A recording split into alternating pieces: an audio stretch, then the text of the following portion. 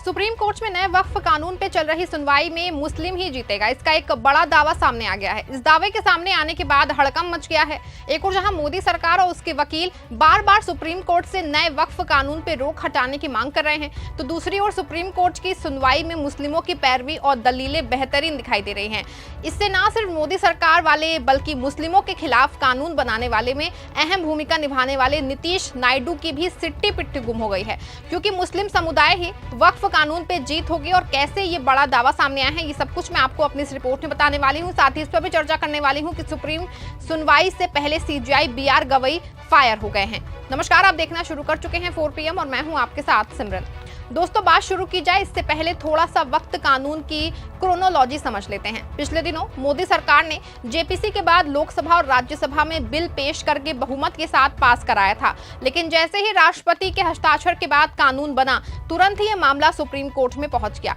एक नहीं 5 दर्जन से ज्यादा रिट तुरंत ही सुप्रीम कोर्ट में दायर हुई। एक और जहां इन रिटों को देख के सुप्रीम कोर्ट दंग रह गया है, दूसरी ओर मोदी सरकार ने सुप्रीम कोर्ट से अपील की है कि वो बिना हमारे पक्ष जाने कोई फैसला ना ले। और आखिर में सुप्रीम कोर्ट के चीफ जस्टिस रहे संजीव खन्ना ने फैसला लिया कि सिर्फ 5 याचिकाओं पर सुनवाई करेंगे और दूसरे पक्ष में केंद्र सरकार खड़ी होगी।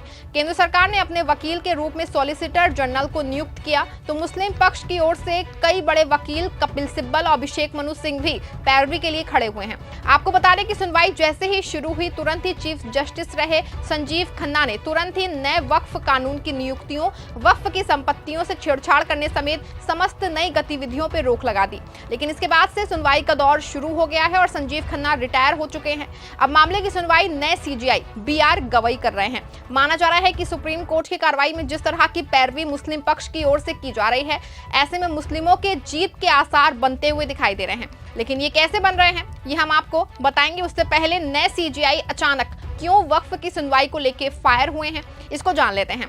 दरअसल पूरा मामला एक नई याचिका को लेके है। वक्फ कानून के खिलाफ एक नई याचिका दायर हुई है।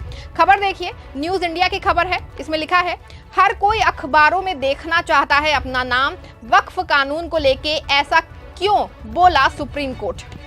देखा आपने, खबर में साफ है कि नए सीजीआई वक्फ बोर्ड की नई याचिकाओं को लेकर गुस्से में है। आपको बता दें कि शुक्रवार को सीजीआई बीआर गवई ने इसकी याचिका पे सुनवाई की है। याचिकाकर्ताओं की ओर से पेश वकील ने कहा कि उन्होंने 8 अप्रैल को याचिका दायर की थी और 15 अप्रैल को सुप्रीम कोर्ट रजिस्ट्री द्वारा बताई गई खामियों को दूर कर दिया था, लेकिन उनकी याचिकाओं को सुनवाई के लिए सूचीबद्ध नहीं किया गया। प्रधान न्यायाधीश ने कहा कि हर कोई चाहता है कि उनका नाम अखबारों में आए। वकीलों ने जब पीठ से आग्रह किया कि उनकी याचिकाओं को लंबित याचिकाओं के साथ संलग्न कर दिया जाए, तो पीठ ने कहा कि इस पर विषय पे फैसला करेंगे। इसके बाद पीठ ने इसे खारिज कर दिया। जब इसी तरह की एक अन्य याचिका सुनवाई के लिए आई, तो पीठ ने कहा कि खारिज की जाती है। याचिकाकर्ता के वकील ने जब आग्रह किया कि उन्हें लंबित याचिकाओं में हस्तक्षेप करने की अनुमति दी जाए, तो प्रधान न्यायाधीश ने कहा, हमारे पास पहले से ही बहुत सारे हस्तक्षेपकर्ता हैं। आपको बता दें कि पहले ही तय हो चुका है कि सिर्फ 5 याचिकाओं पर ही सुनवाई होगी और उन पर ही अंतिम फैसला सुनाया जाएगा।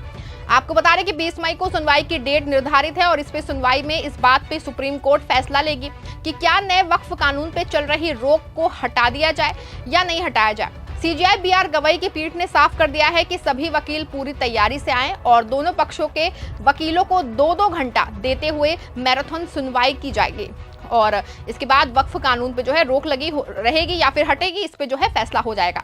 आपको बता दें कि माना जा रहा है कि वक्फ कानून पे रोक हटने से ही बहुत हद तक सारी बातें साफ हो जाएंगी कि कानून रद्द होगा या नहीं होगा। इस बीच वक्फ कानून पे मौलाना अरशद मदनी का बड़ा बयान सामने आया है। उनका दावा है कि जिस तरीके से सुप्रीम कोर्ट में सुनवाई हो रही है, वो साफ तौर पे ये दिखाई देता है कि नए वक्फ कानून रद्द ही होगा।